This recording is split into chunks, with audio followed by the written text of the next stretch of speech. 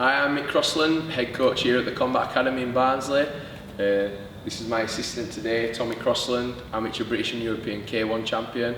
What we're aiming to do today is give you a few quick drills that you can use, looking at using feint to set up power shots. Okay, so we're going to give you a few varieties. The aim of all these drills is to throw unexpected shots or unexpected angles, because my belief is the old adage of it's the shots that you don't see that hurt you. I've seen fighters hit with monstrous shots and they've taken them, but it's mainly because they're seeing the shots coming. I've also seen good fighters, the same fighters who are strong fighters, take what look apparently lighter shots, and I've seen them go over or get wobbled badly. And the reason for that is they didn't see the shot coming, they didn't have the warning to tense up the body, tense up the neck, so they could take the shot better. Okay, so these drills now are designed to generate those kind of shots. So they're all unexpected, unorthodox, and we're setting them up with feints. So what we're trying to do is show them one thing and hit them with another. Okay, so the first one we're going to do is very simple. We're looking at a long range left hook. Okay, we're going to set it up with a fake jab. Oftentimes you'll see good fighters, even very well schooled fighters, and they get so confident in their defense they start to overreach on the parry. They see the jab, they read it so fast, they reach for it.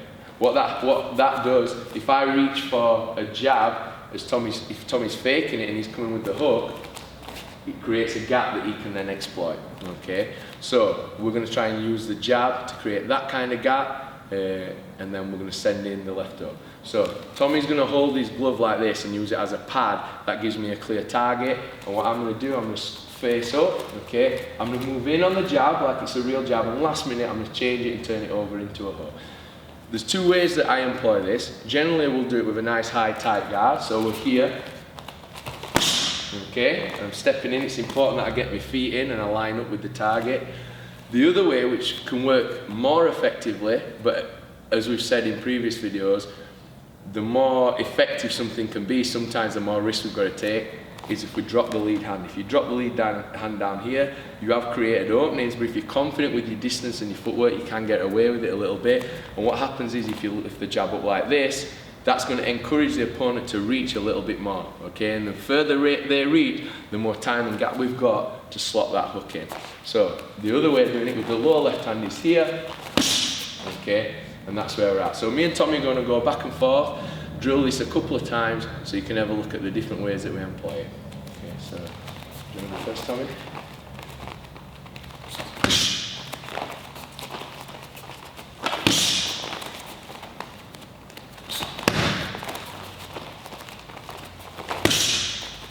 Okay, so that's the fake jab to set up the left hook.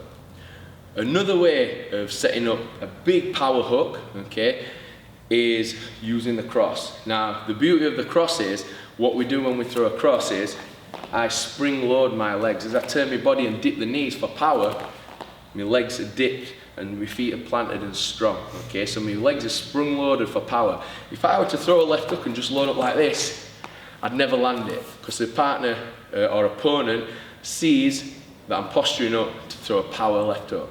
Okay, if I distract them by disguising the dip as a right hand attack, that gives me more time to generate power and momentum.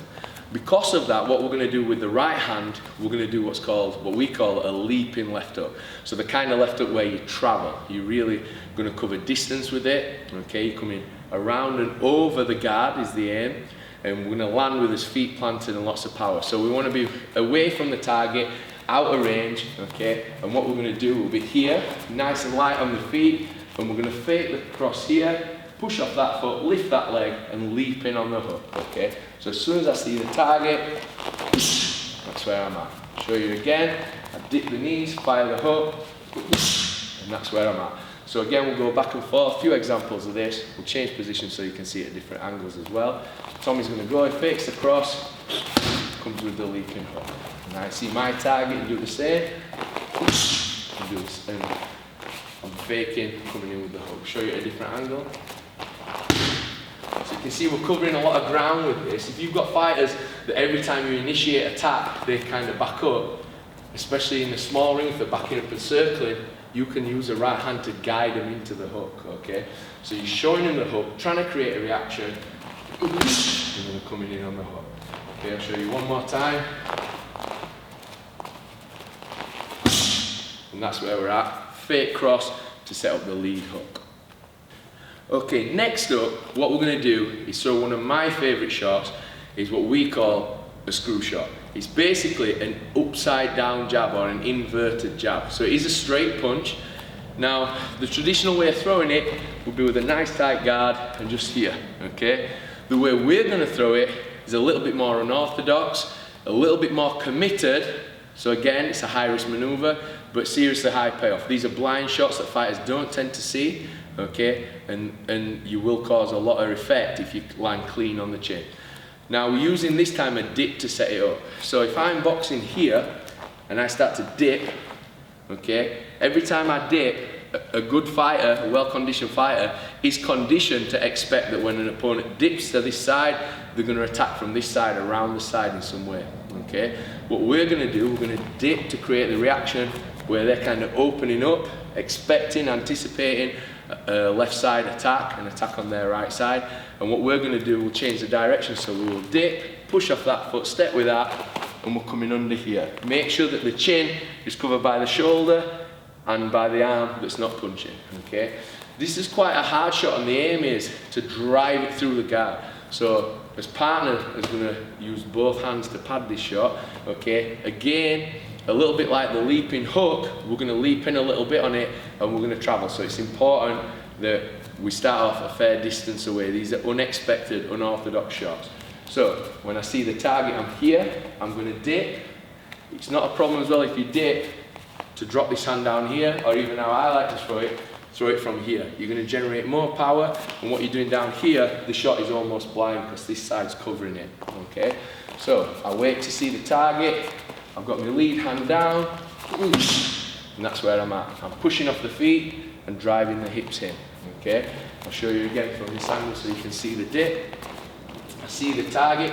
Again, I like to throw it with a low lead hand. You can throw it with a high guard or a low guard. We'll do a demo in a second and show you both versions. This is how I like to throw it, here, and that's where we're at. Nice fast shot. So we'll do a couple of back and forth and show you different variations of it.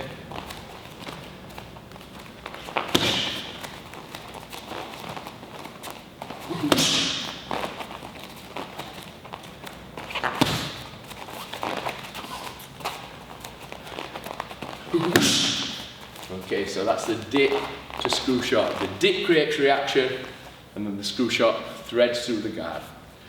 Okay, the next drill, what we're going to do, again we're going to set it up with a dip, but this time, instead of a lead hand attack, we're going to go with the backhand. So when I dip this time, again, he's expecting an attack coming at this side. What I'm going to do, from that dip position, I'm just going to shoot the right hand like this. So I'm moving side to side. As I dip, boom, I just shoot the right hand. They're not expecting this right hand. Sometimes in this gym we call that the sneak right hand because it is an unexpected shot. So I'm waiting for the target. When I see the signal of the target, I'm going to dip and shoot the right hand. Okay? I'll show you again from this angle. Over here, please, Tommy. So this kind of angle, you can see the dip better. So I'll go dip, and from there, I'm pushing off that leg, going right hand. Okay, so we'll show a few examples, go back and forth. So when I see the target,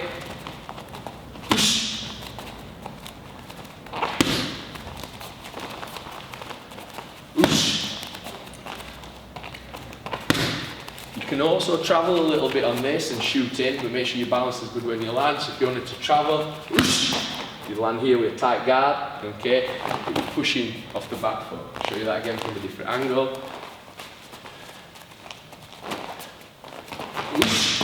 So I'm moving in and covering a lot of distance. So that's the dip fake to set up the right hand. Okay, the final shot that we're going to work, one of my favourite shots, is what we call a swing uppercut. So if you think of your barroom brawl kind of swingers, it's that kind of windmill kind of shot, but it's coming upwards, okay? Again, I like to throw this with a low lead hand, so I like to throw it from here. What we're going to do, we're going to fake the cross, blinding their view of this shot a little bit, and then I pull all the weight back into my back foot, lift my lead leg, and I'm coming upwards like that, okay? It just swings like that, a swing uppercut.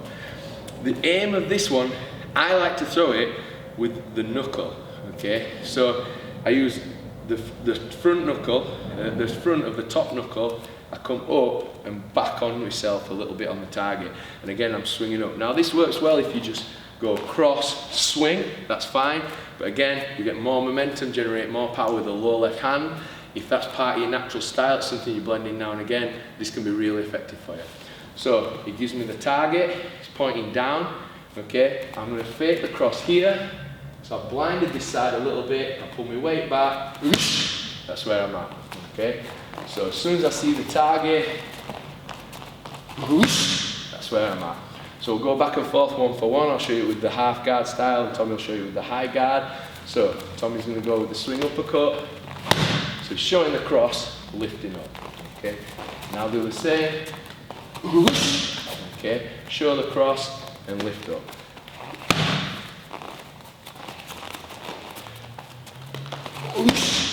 Okay, swing uppercut, coming up, under the chin and back on itself. Okay, so that's 5 different ways of using feints to set up unorthodox power shots. I'd like to thank you for watching. I'd like to say thank you to the Warrior Collective for featuring us down at the Combat Academy today. I'd like to thank our sponsors, Sandy. If you want any more information about training with us at the Combat Academy, you can visit our Facebook page or check us out on his website, thecombatacademy.org.uk. Thank you.